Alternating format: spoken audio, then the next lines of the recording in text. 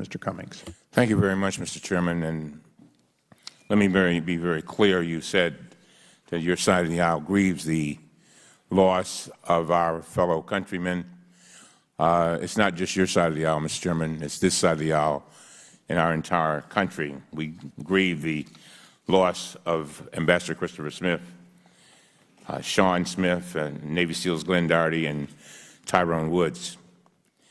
I believe we should conduct a thorough and responsible investigation into the attack on the United States mission in Benghazi. We need to carefully, very carefully, investigate allegations that have been made over the past week, and we need to run them to the ground before we jump to conclusions. We should not be about the business of drawing conclusions and then looking for the facts. Let me start by thanking Secretary Clinton and the State Department for cooperating fully with this committee. They agreed to all of our witness requests. They offered additional witnesses beyond those requested. They promptly organized interviews with department officials, and they have been collecting documents sought by the committee. Today, there are several specific allegations I would like to ask the witnesses about. For example, to Mr. Eric Nordstrom, a former regional secretary officer in Tripoli, he told the committee there should have been 5 diplomatic security agents in Benghazi. In other interviews we conducted yesterday, we learned that there were, in fact, 5 agents in Benghazi on the day of the attack. Should there have been even more?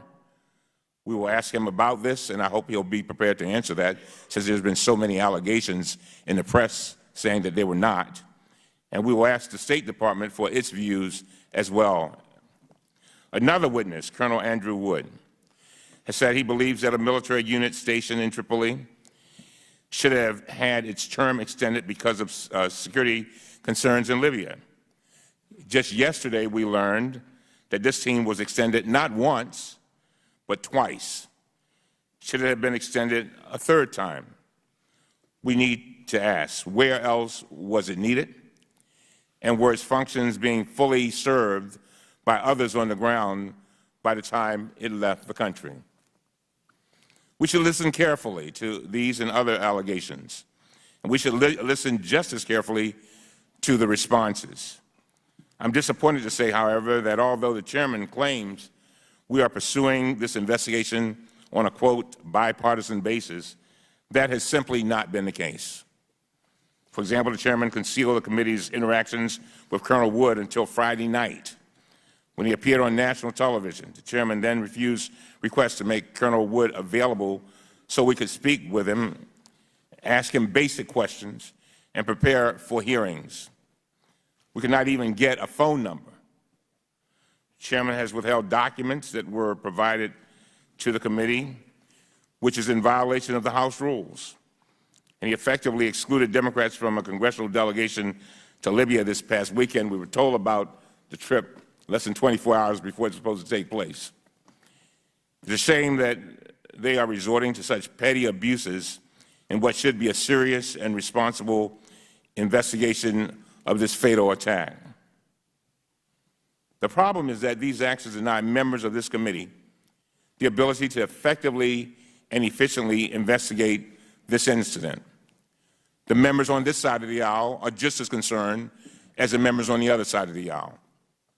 We each represent about 700,000 each people, too.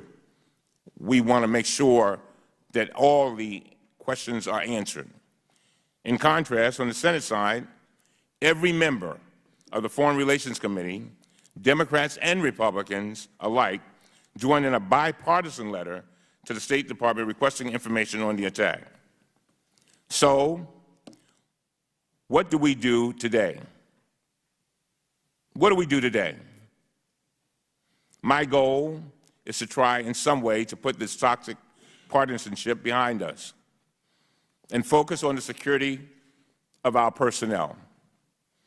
Every 2 years, we put our hands up as members of this Congress And we swear to protect the people of the United States of America. All of us do that. Not just Republicans, not just Democrats, all of us. And those people that we promise to protect are not limited to just the folks that are within our shores and our boundaries of this nation, but those people who go out and put their lives on the line every day for us in foreign lands. The chairman has said that our committee will examine not only the Libya attack, but security at outposts across the Middle East. Mr. Chairman, I fully support this effort. And if that is our goal, we have to examine the funding. The fact is that since 2011, the House has cut embassy security by hundreds of millions of dollars below the amounts requested by the President. The House has done that. The Senate restored some of these funds, but the final amounts were still far below the administration's request, and they were far below the levels we enacted in 2010. Mr. Chairman, I just heard what you said about making sure that we do everything in our power to make sure that this never happens again, and I join you in that statement. And we can do better, and I would like to ask the chairman to join me in doing so. Mr. Chairman, I ask you to join me in calling on our leaders in the House to immediately consider a supplemental funding bill to restore funding for embassy security that was cut by the House over the past 2 years. According to the Joint Committee on Taxation, we could save $2.5 billion per year just by eliminating the tax break for oil companies. Even Republicans now agree that we should do this, including Governor Romney. We could fully replenish these embassy security accounts with just a fraction of that amount. Restoring our commitment to embassy security could make a real difference to thousands of Americans who serve our country overseas, often in extremely dangerous circumstances, as you, Mr. Chairman, just stated. And I do agree with you. We should act with utmost urgency. Every single moment counts. From this day forward, it is my hope that our committee will thoroughly investigate this matter in a truly bipartisan manner, because our dedicated foreign service personnel and our nation deserve nothing less. With that, I yield back. I thank the